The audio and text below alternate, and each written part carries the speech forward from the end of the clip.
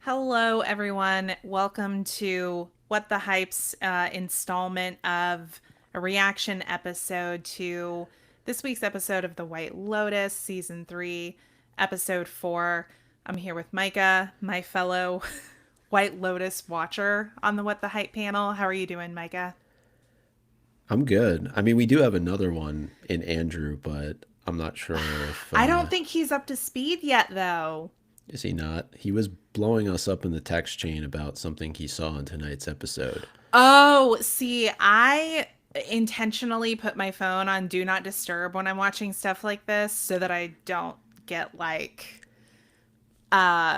distracted from it before we're about to hop on and do this. But yeah, I think I can imagine what thing Andrew might have been blowing the group up about. He was very curious how I would find a way to weave what happened on tonight's episode of The White Lotus into MuggleCast.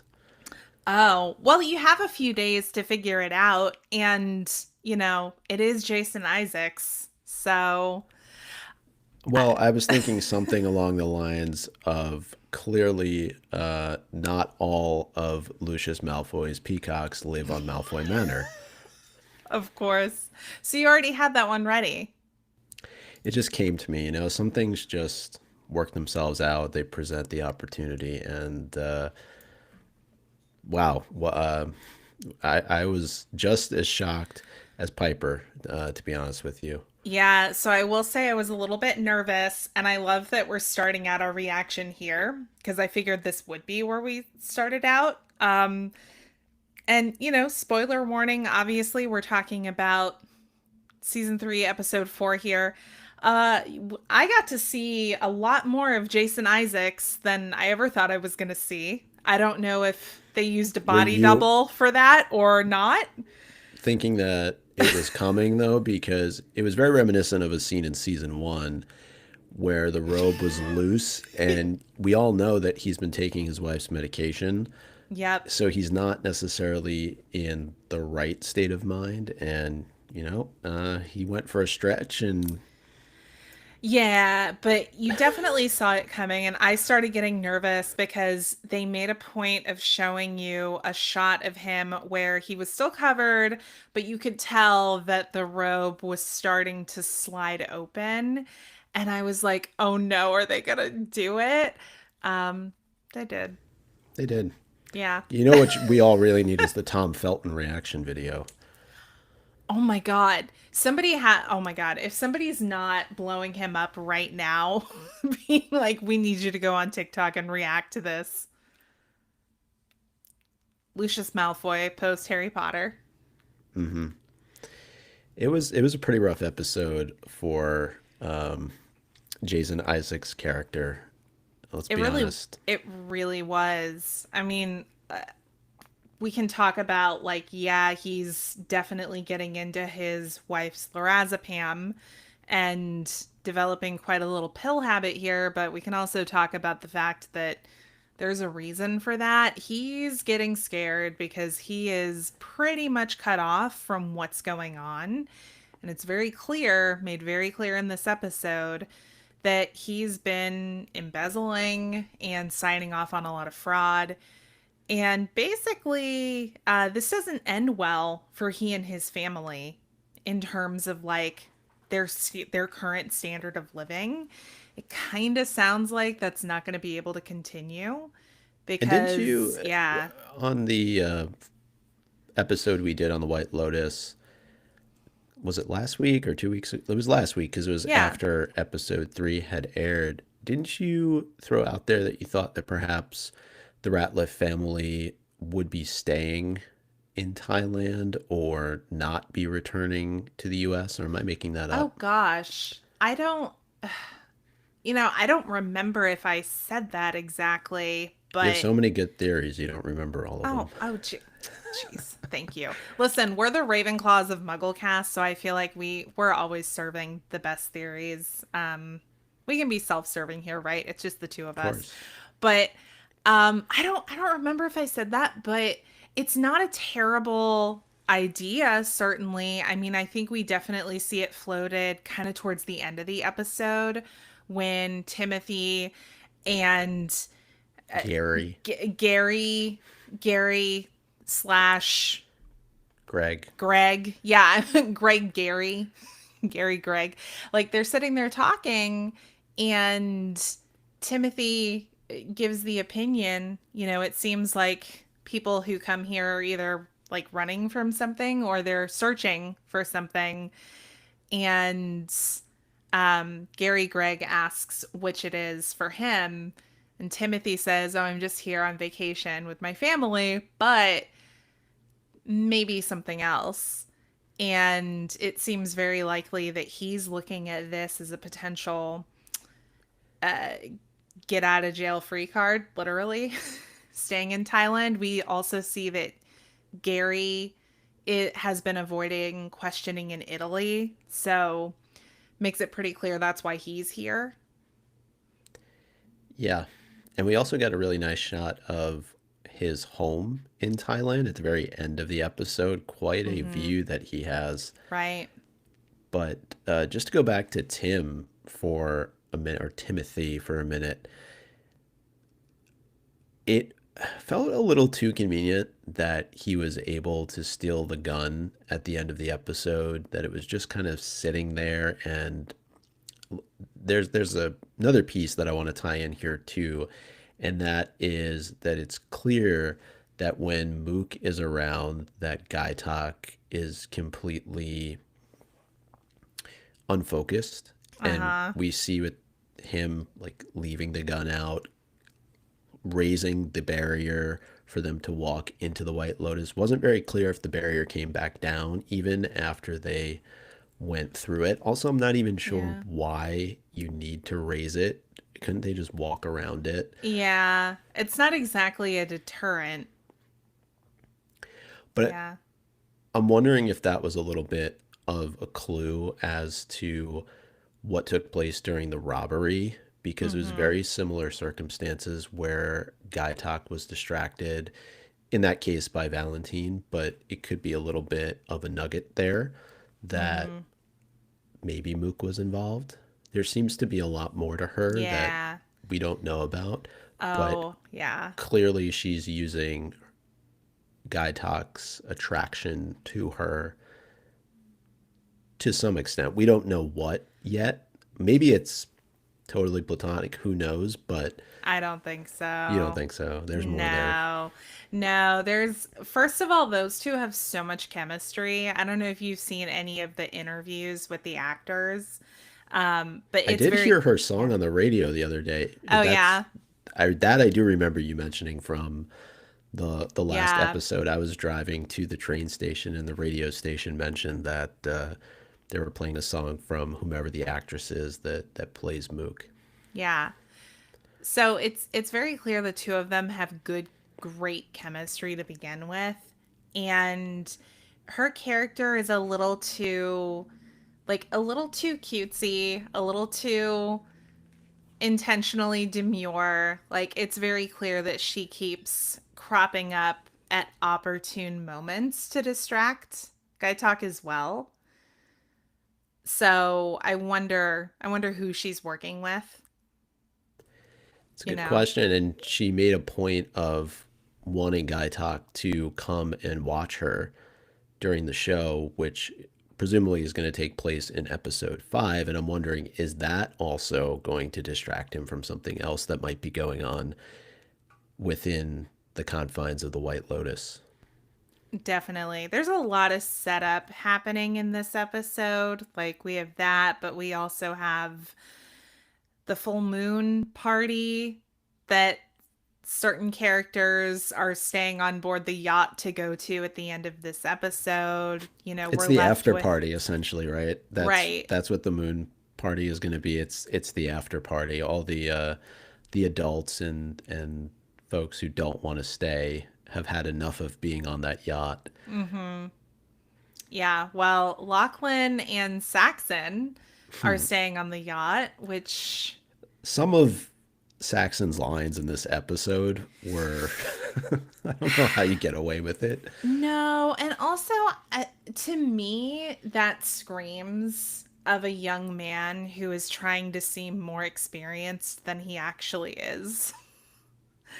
And it's definitely extremely obnoxious, but you can also tell that he seems to be taking a deep interest in making sure that Lachlan takes more after him than Definitely. after his Yeah, sister. Piper was I not happy. No, I'm still very unclear and kind of uncomfortable with the dynamic between these siblings. Is it a bit of grooming on the part of Saxon with Lachlan? Oh, like grooming to be a creep, bare minimum? Yeah. Well, it's clear that Lachlan does look up to he actually he looks up to both of his siblings in Mm-hmm. different ways, but I think he's trying to present a cool factor to his brother. And what I saw in this episode actually is that Lachlan is more than capable of connecting with people through the magic tricks that he was doing. Yeah.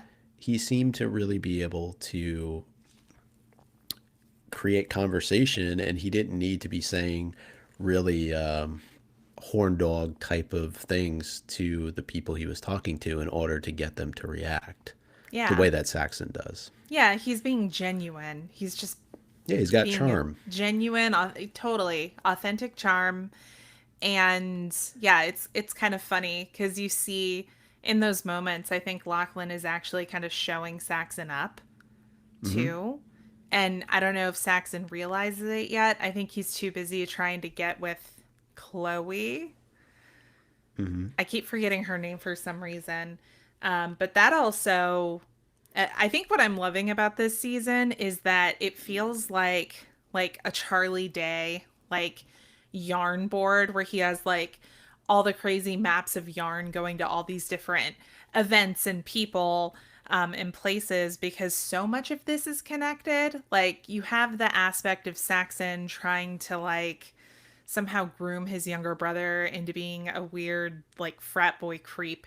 But at the same time, he's also pursuing Chloe, which is getting Gary's attention.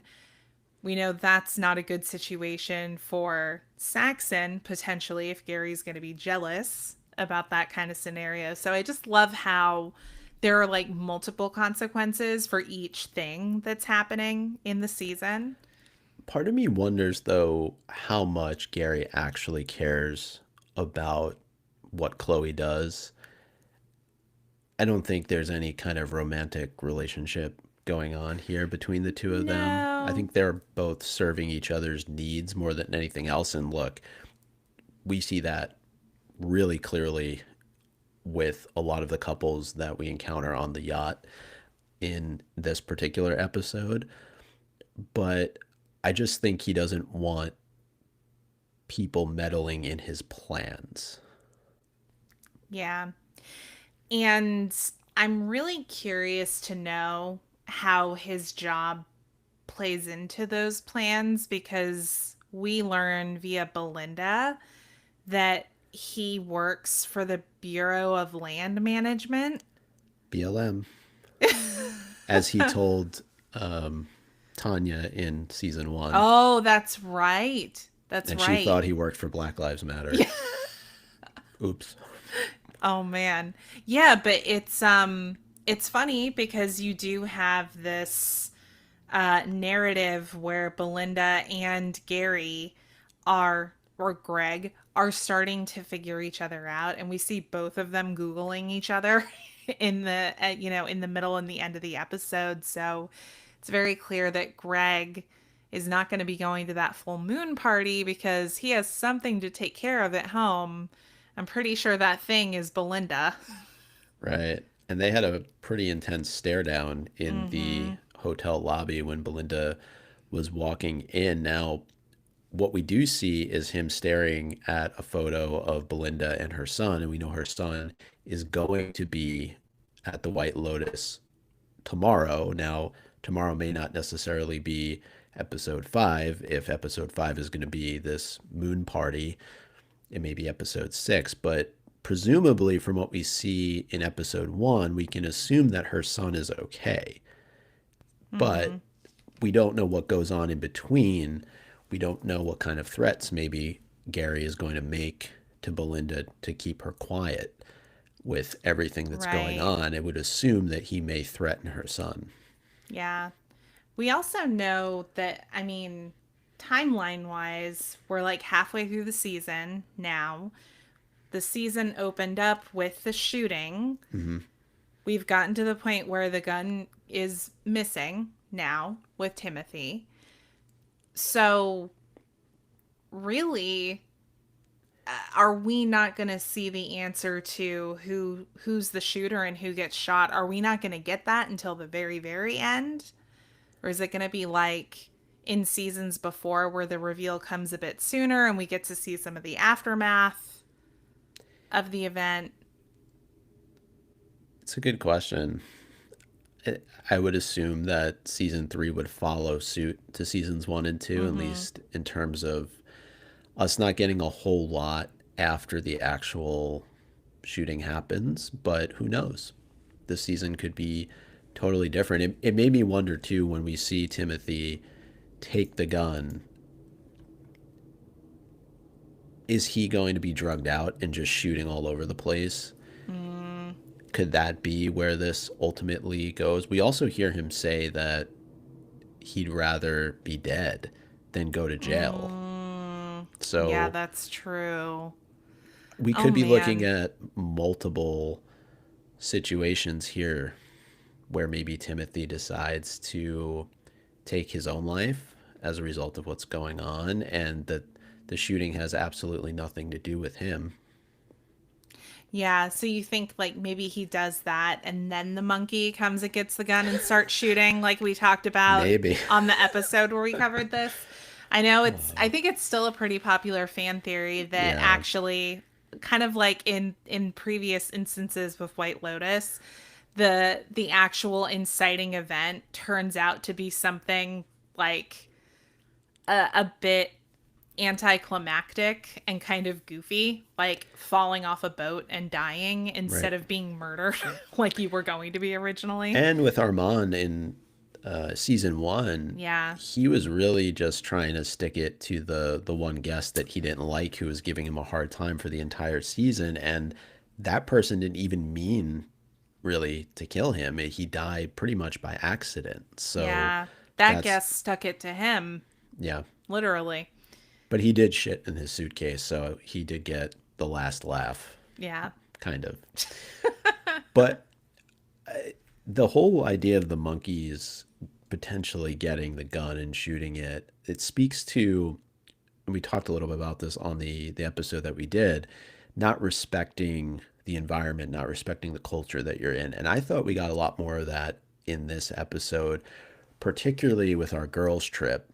They were not respectful at all of what was going on in town when they were getting, you know, like relax a little bit. Like you're getting Yeah. hit with super soakers. Like these are kids.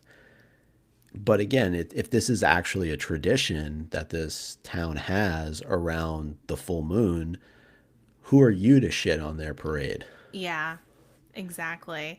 I did find myself wondering if Valentine was trying to set them up because at first he sent them to what was very clearly I think Jacqueline described it as like a budget escape for retirees Yeah. or something like that. Like I don't know. I feel like he sent them there and then he sent them into the middle of this, water gun tradition, knowing that they have no chill and knowing, And he dipped too. yeah, and he left them. So I was like, is he setting that, like, is every time he's saying, oh, yeah, I'm going to take you to this great party, he sets them up to be disappointed.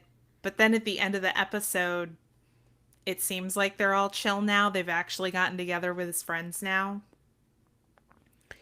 Yeah, it's interesting because this whole episode really is about everyone wanting to escape the White Lotus a little bit. If we think about everybody who goes out on the yacht, then we have Rick who wants to go off to Bangkok, and we have the girls who just don't want to hang out by the pool or do yoga because we can do this when we're at home. But yeah, you're on vacation. You paid a lot of money to stay here. Why would you not take advantage of what the White Lotus has to offer? And maybe that's some of what Valentine was upset with. And he's just like, yeah, I'm gonna mess with them a little bit. Yeah, he's like, I'm getting paid regardless, and this is what they say they want to do, so Mm-hmm. sure thing. Well, I know that there are like a million threads that we could pull that came out of this episode, but as we start wrapping up, I wanted us to talk about what we think we might see next week. Obviously, seems like it's going to center around this full moon Party. party based on the preview. So, Mm-hmm. what do you anticipate that we see from all of our favorite characters next week, Micah? That's a loaded question. So, two things that I thought were important that came out of this episode was we had two truth tellers, presumably. We had Piper come clean with Lachlan about why the family is really in Thailand, and presumably she's going to spill the beans on that to her parents next week. Not really sure what kind of consequences that's going to have, although her mother does seem to be she was she was fine off her medication this week. So I'm Yeah. curious if that's going to be a continuing, like, are we going to see almost a switch here where she is going to be fine off her medication and Timothy is going to be coming more and more reliant on taking it? I have to imagine by this point she's figured out that it's him that's taking the medicine. She's Yeah. way smarter than she lets on. But the other truth teller was Rick and coming clean to Chelsea about why he's in Thailand and why he wants to go off to Bangkok. And something interesting too that he said about his father. Obviously, we learn that the man who owns the White Lotus, the Hollingers, murdered Rick's father. But it was also mentioned that they never found Rick's father's body. So I'm wondering, is this going to be a Tim Hollinger?